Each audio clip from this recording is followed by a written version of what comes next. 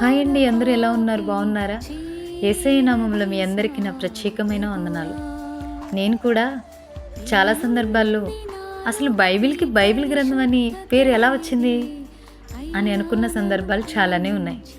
నాలానే మీరు కూడా అనుకుంటున్నారా? చూద్దాం రండి, బైబిల్ గ్రంథానికి బైబిల్ అనే పేరు ఎలా వచ్చింది. అయితే ఒక అన్న మార్గంలో వెళ్తుండగా ఆ మార్గంలో ఆ అన్నని ఒక వ్యక్తి ఇలా అడిగారంట, నువ్వు చదువుతుంది బైబిల్లే కదా అని. అప్పుడు ఆ అన్న అవును బైబిల్ అని జవాబిచ్చారంట. అప్పుడు ఆ వ్యక్తి అన్నని ఇలా అడుగుతున్నాడు, ఆ బైబిల్కి బైబిల్ అనే పేరు ఎలా వచ్చింది అని. అప్పుడు ఆ అన్న అతనిని ఇలా అడిగారంట, నీ పేరేంటి అని అడిగారంట. అతడు నా పేరు సుబ్బారావు అని జవాబిచ్చారంట. అప్పుడు ఆ అన్న చెప్పాడంట, నీ 6 అడుగుల దేహంపై కానీ ఒంటిపై కానీ ఎక్కడన్నా నీ పేరు రాసుందా? అతను అన్నాడంట లేదు అని.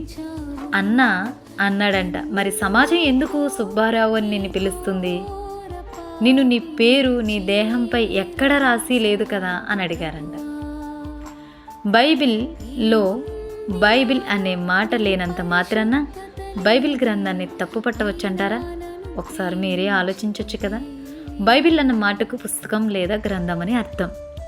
బిబ్లియా అనగా పుస్తకమని, బిబ్లియన్ అనగా పుస్తకములోని అర్థం. ఈ బిబ్లియా అను పదం నుండి బైబిల్ అను పదం వచ్చింది. అర్థమైంది కదండి, విన్నారు కదా. మీరు దీవించబడుదురుగాక, మీరు ఆశీర్వదించబడుదురుగాక. God bless you. లైక్ చేయండి, షేర్ చేయండి, సబ్స్క్రైబ్ చేయండి. అందరికీ నా వందనాలు.